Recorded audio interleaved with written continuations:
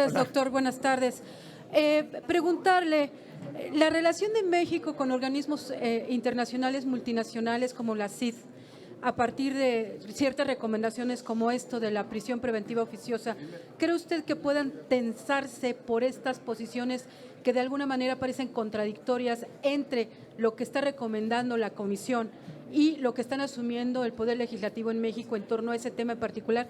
Y si me permite, hace unos días Kamala Harris habló de una especie de declaración de guerra en contra de un cártel de narcotraficantes en México. ¿Teme usted que ese tipo de declaraciones puedan generar mayor inestabilidad interna en México por esta diatriba que se da en torno a las elecciones en los Estados Unidos con temas en particular como esos? Gracias. Muchas gracias, Leticia, por las preguntas. A ver, la primera en relación a la presencia de México en los foros multilaterales.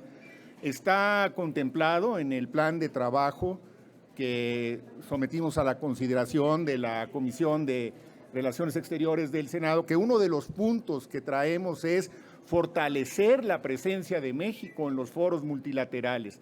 México tiene una gran tradición y un enorme liderazgo en esos foros, histórica y refrendada recientemente en los últimos años en la sede de las Naciones Unidas en Nueva York. Así que vamos a ir cada vez teniendo más presencia en estos foros y muy abiertos, Leticia, muy abiertos a contestar preguntas, a acceder al diálogo, a aclarar cualquier tipo de duda que pudiera surgir al respecto. Hay temas que son casi siempre controvertidos en estos foros. Bueno, esa es la naturaleza de los temas, pero tengan ustedes la certeza que ahí va a estar México y ahí vamos a estar dando claridad a nuestros posicionamientos de política exterior y contestando todas las dudas que puedan surgir. En relación a los posicionamientos que han dado la y el candidato a la presidencia de los Estados Unidos, les reitero lo que ya ha señalado la presidenta Sheinbaum. En primer lugar, somos absolutamente respetuosos de ese proceso y no tenemos nada que comentar al respecto. Es una decisión que tomarán las y los estadounidenses el próximo 5 de noviembre y estaremos atentos a los resultados y a la calificación de los resultados. Y estamos preparados para que la relación con los Estados Unidos continúe en buenos términos, en términos de respeto a nuestras soberanías, independientemente de quién resulte ganador de las elecciones. Evidentemente hay diferencias entre la propuesta demócrata y la propuesta republicana, pero estamos preparados para contender en términos de amistad, de colaboración y de respeto con cualquiera de los dos. Pregunta Andrea Becerril de La Jornada, señor. Buenas tardes, doctor.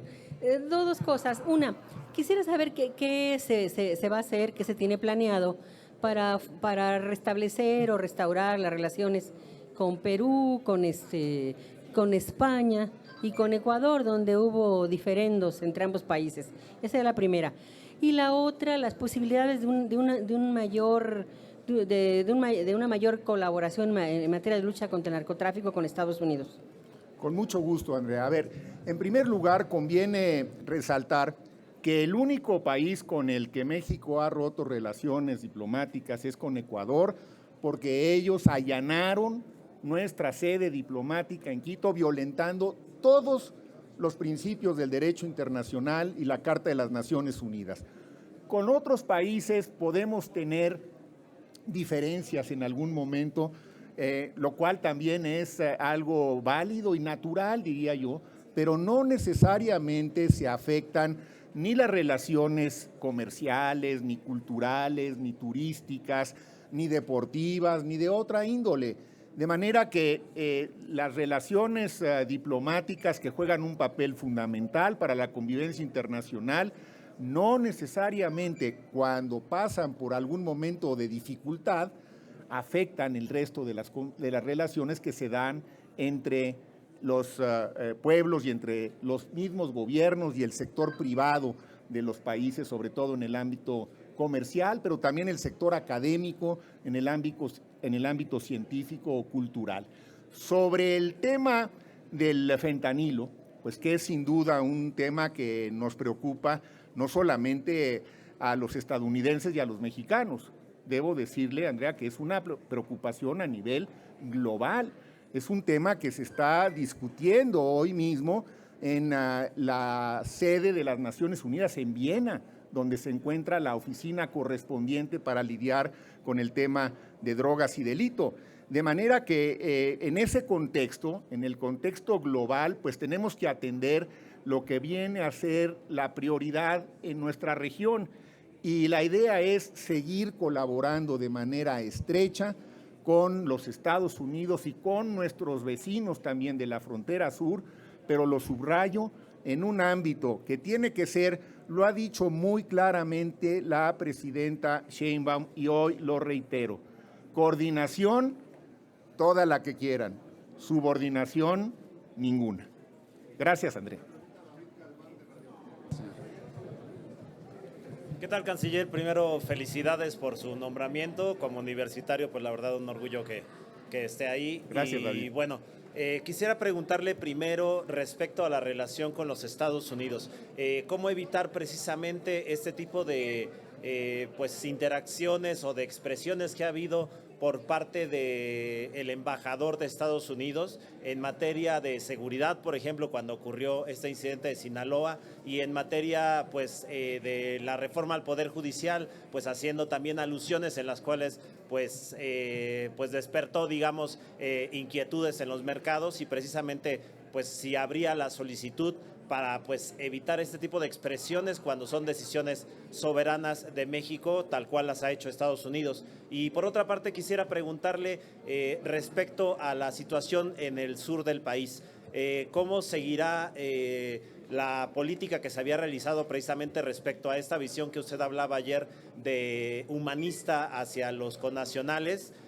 Pues cómo va a ser la colaboración con los países de Centroamérica para este flujo que ahora está haciendo pues personas que se quedan en México a residir, y pues qué acciones se van a tomar precisamente respecto a lo que está ocurriendo, que ahora es a la inversa, ¿no?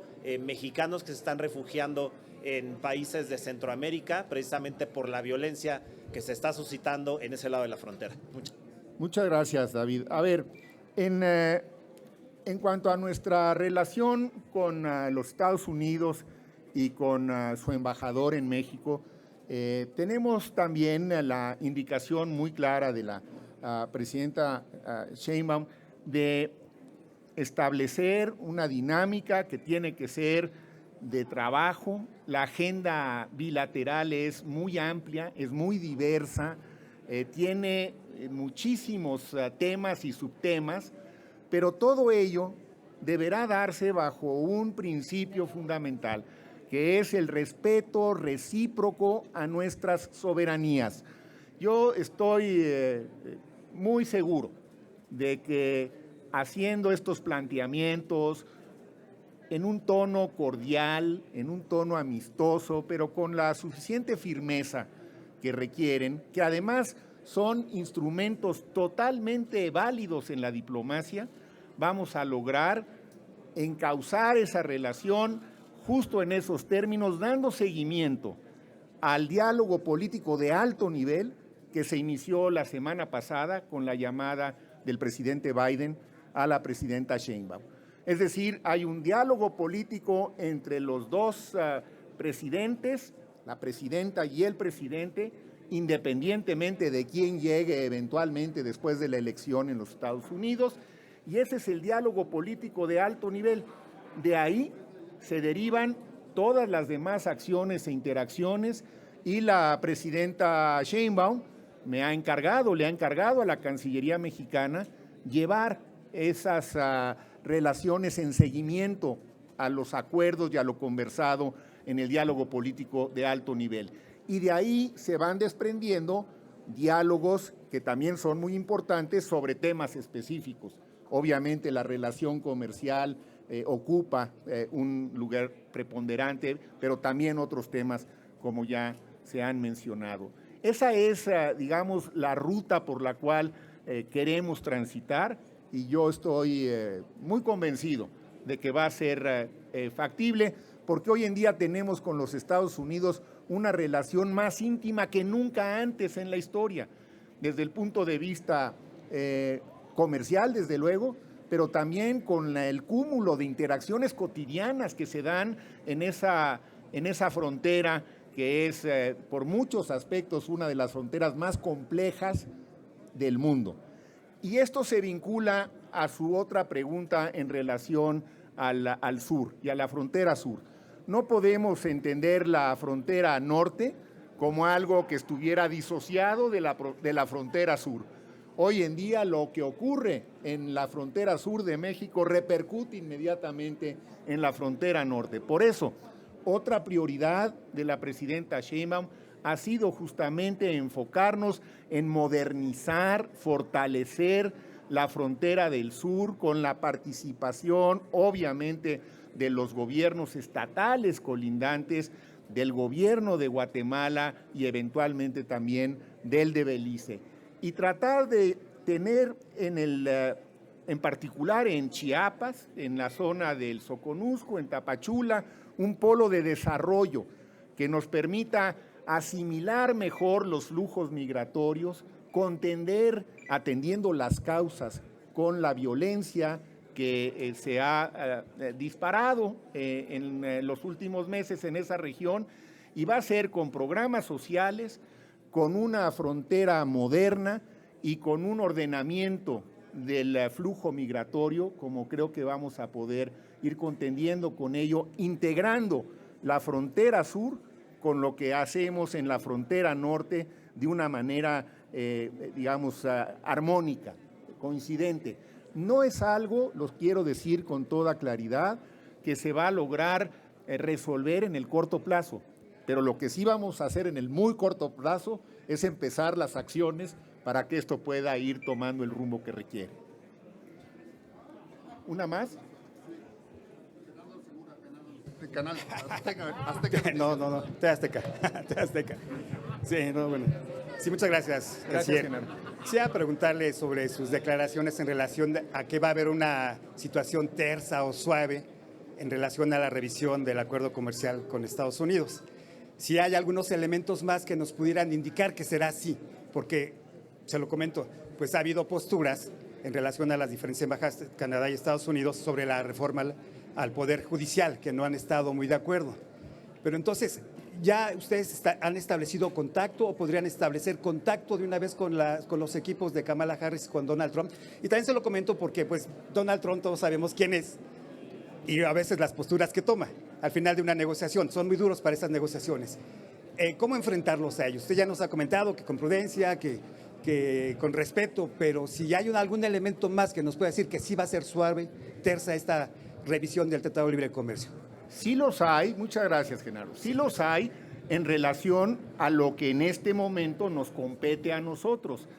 Evidentemente, vuelvo a reiterar, tenemos que ser muy respetuosos de los tiempos electorales en los Estados Unidos, de manera que no vamos a empezar teniendo en este momento algún tipo de relación que pudiera interpretarse como una interferencia.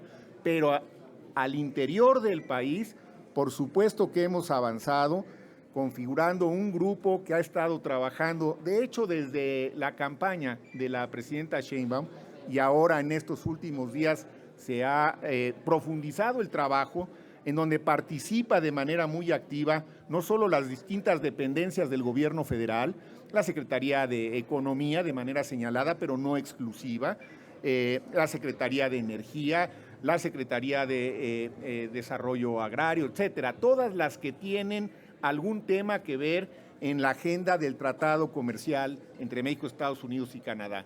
Ahora, lo que está establecido, y esto es lo que quisiera yo subrayar, es que lo que procede no es una renegociación, y esto hay que decirlo tantas veces cuantas sean necesarias, porque no va a haber una renegociación como tal, va a haber una revisión. Eso es lo que está establecido y queremos empezar porque se respete claramente lo que está establecido y que no se introduzcan en la agenda del TEMEC temas que no tienen que ver estrictamente con la relación comercial. Muchas gracias.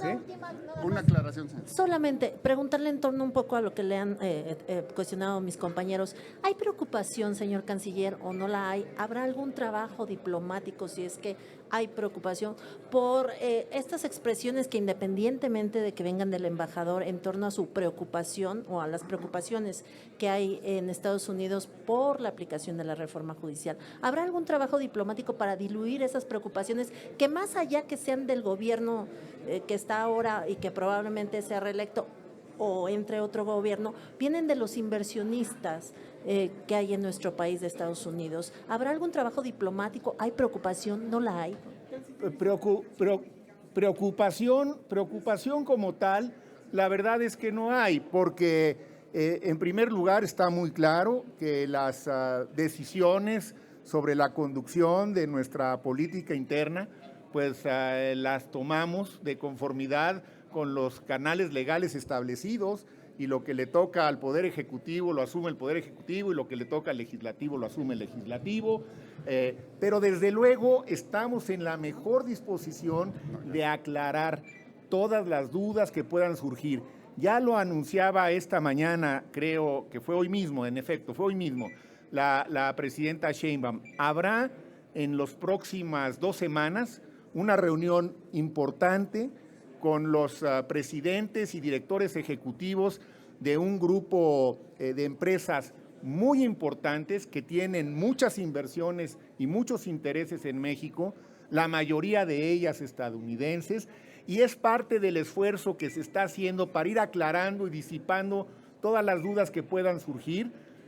Yo mismo estaré participando en esa reunión junto con otras y otros secretarios de Estado, y yo creo que esa es la ruta por la que hay que seguir transitando, aclarando y hablando con todos aquellos que tengan una legítima duda, que puede haberla, por supuesto, para darle también una legítima aclaración. Canciller, ¿me permite una sobre los connacionales y el paso del huracán, por favor? Sí. Gracias. Ahora sí, Luis Méndez, de Canal 11. Gracias, Luis. 2 preguntas. Una sobre cuál sería la atención que se va a dar a los mexicanos que están en Florida por el paso del huracán, que ya hay zonas evacuadas, ya se pidió. ¿De qué manera va a entrar el gobierno mexicano ahí a la ayuda?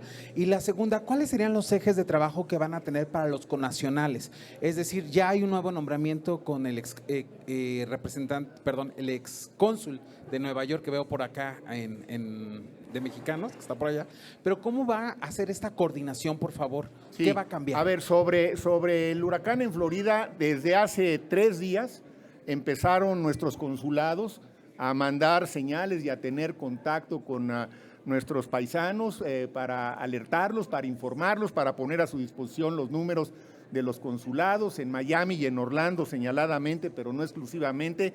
Y ayer hubo una muy extensa participación del cónsul en Orlando para actualizarnos y sobre todo para estar en contacto con nuestras connacionales. Estamos en contacto con ellos, es un huracán fuerte que está teniendo efectos graves, pero estamos atendiéndolo desde antes de que entrara el huracán hasta donde nos es posible. Ahí están los consulados trabajando incansablemente para atender las necesidades. Y sobre eso mismo, en efecto, una prioridad de la presidenta Sheinbaum ha sido mejorar la atención de nuestros connacionales, no solamente en Estados Unidos, pero principalmente en los Estados Unidos.